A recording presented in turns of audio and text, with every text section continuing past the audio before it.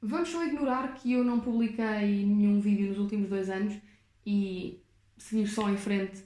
Hoje apetece-me falar de 5 livros que eu acho que dão excelentes leituras para o outono. Como o outono é das minhas estações favoritas, eu acabo por procurar literatura que eu acho que acompanha bem esta altura do ano, e é também nesse sentido que eu decidi fazer este vídeo, porque eu adoro falar sobre livros. Eu sinto que tenho aqui um bocadinho de tudo, portanto vou recomendar terror gótico, livros de suspense, um clássico da literatura que acaba por ter um pendor mais filosófico. Eu acho que há aqui um livro para cada pessoa e certamente espero que encontres a tua próxima leitura para os próximos tempos.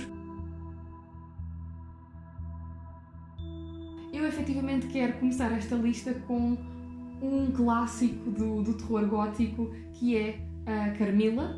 Este livro foi publicado em 1872 e isto ainda saiu algumas décadas antes do Drácula, que é muitas vezes descrito como o primeiro livro de vampiros. Este livro foi o que me inspirou a gravar este vídeo, porque se há um livro para ler no outono é este. Aqui temos uma ode ao vampirismo homoerótico. Isto é lindíssimo, é narrado na primeira pessoa, portanto isto acompanha a história de uma mulher chamada Laura, mas que no tempo da ação ela tem 19 anos e ela vive isolada num castelo gótico com o pai. É uma criança extremamente solitária que é visitada por imensos pesadelos. Tem sempre esta imagem de uma mulher lindíssima que a visita durante a noite, mas sempre que ela acorda ela sente uma dor como se tivesse sido mordida ou picada no pescoço, o que é muito interessante. Alguns anos depois, portanto quando ela já tem 19 anos, ela e o pai estão a passear à noite pela floresta ao lado do castelo, portanto tudo neste livro remete para aquele imaginário gótico, a arquitetura gótica. Nós temos as florestas, temos descrições lindíssimas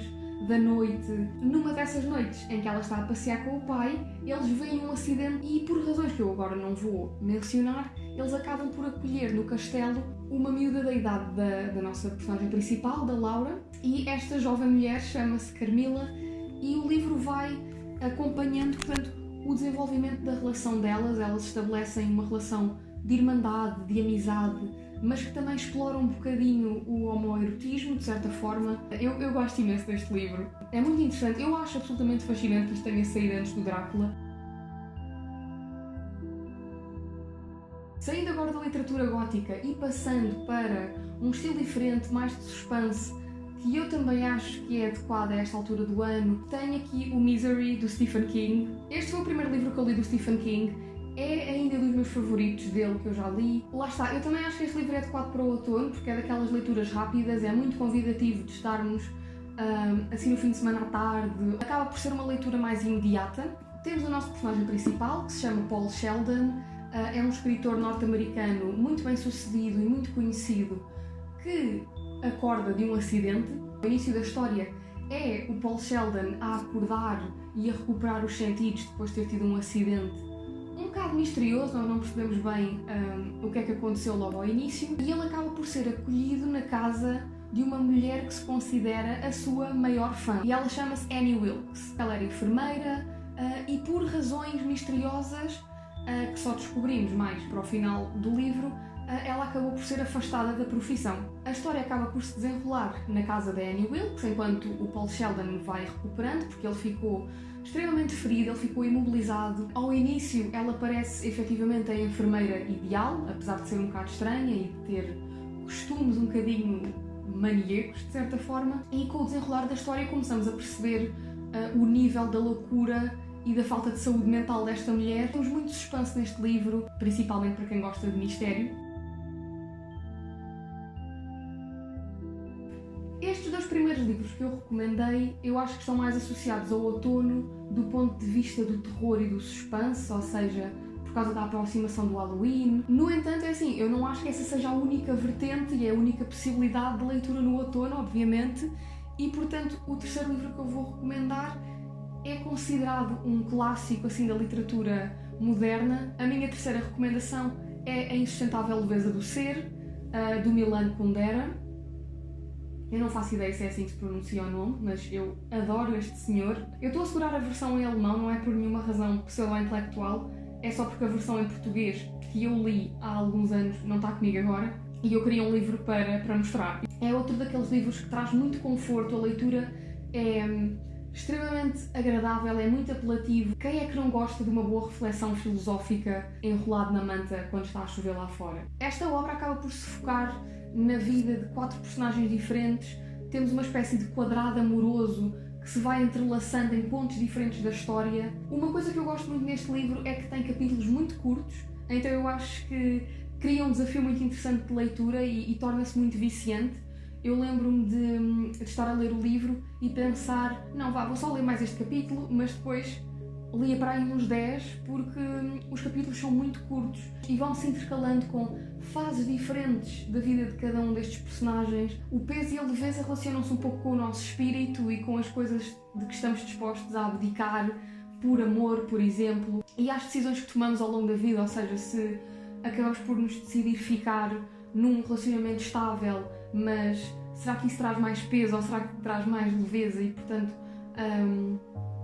temos aqui histórias de amor lindíssimas, mas que são contadas de um ponto de vista muito fascinante e sempre com essa vertente filosófica em mente, ou seja, não é daqueles livros clichê de romance, eu acho que é mesmo uma boa leitura para toda a gente. Ao longo do livro nós vamos encontrando os desafios de vida de cada um dos personagens, as dúvidas que todos eles têm em relação à carreira, em relação às suas relações pessoais, em relação ao abandonar uma relação e entrar noutra, mas sempre a pesar os prós e os contras e realmente o que é que o espírito quer, de certa forma o que é que a mente quer e muitas vezes também se pode opor ao coração. Eu recomendo não só para o outono, mas porque eu acho que é daquelas leituras absolutamente cruciais para a nossa vida. Eu também acho que não seria muito justo fazer aqui uma recomendação de livros e não mencionar pelo menos um autor português, e nesse sentido a minha quarta recomendação é da autoria do Mário de Sá Carneiro, é dos meus autores favoritos.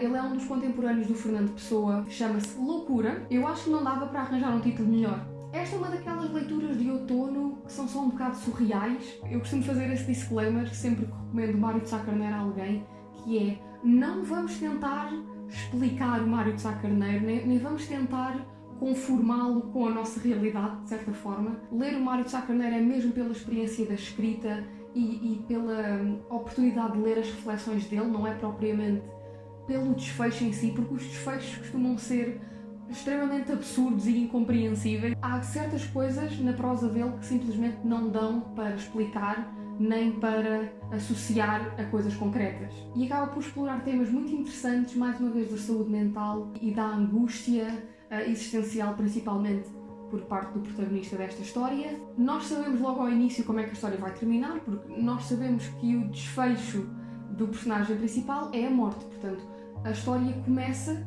com as celebrações fúnebres desse mesmo suicídio. No entanto, eu não acho que seja um livro trágico de todo, ou seja, não é uma leitura triste, não é uma leitura angustiante. Nós temos imensas reflexões sobre o que é a loucura e o que é que nos leva à loucura. É bizarro e é muito macabro, ou seja, nós no final acabamos por ter uma espécie de prova de amor extremamente macabra. O livro também acaba por explorar essa questão de como é que o amor também nos leva à loucura. E agora gostava de terminar com um clássico do terror absolutamente underrated em termos literários, que é O Exorcista. Eu sei que é um bocado estranho dizer que O Exorcista é underrated, mas muitas vezes até a falar com amigos meus que gostam imenso de terror e que gostam imenso de cinema, eu noto que O Exorcista, enquanto obra literária, acaba por ficar um bocadinho no esquecimento. Eu acho que esta é daquelas histórias que dispensa as apresentações, porque o filme, O Exorcista de 1973, acaba por ser a possessão demoníaca mais adorada do mundo. Uma coisa que eu gosto imenso no Exorcista, enquanto obra literária, são as descrições, ou seja, nós, no filme, nós conseguimos ver aquele desenvolvimento da possessão demoníaca de uma forma extremamente visual. Começamos a ver o comportamento da Regan a mudar. Mas é muito giro ver isso descrito por palavras. Quando nós estamos a ler, nós estamos a imaginar à nossa maneira e, portanto, acaba por ser muito mais assustador do que o filme, a meu ver. O filme é uma versão muito fiel ao livro e, portanto, tens tudo para gostar do livro também. Com todas estas recomendações me despeço. Tenho andado a pensar voltar a gravar vídeos para aqui, não só para falar de literatura, gostava imenso de voltar a falar sobre música, que acabava por ser a temática principal quando eu publicava vídeos há 2, 3 anos. Espero que tenhas gostado do vídeo. Se já tiveres lido algum destes livros ou se estiveres a pensar ler, gostava imenso de saber isso nos comentários. Estou, como sempre, super disposta a participar em discussões sobre o assunto. Vemo-nos em breve, espero eu. Tchau!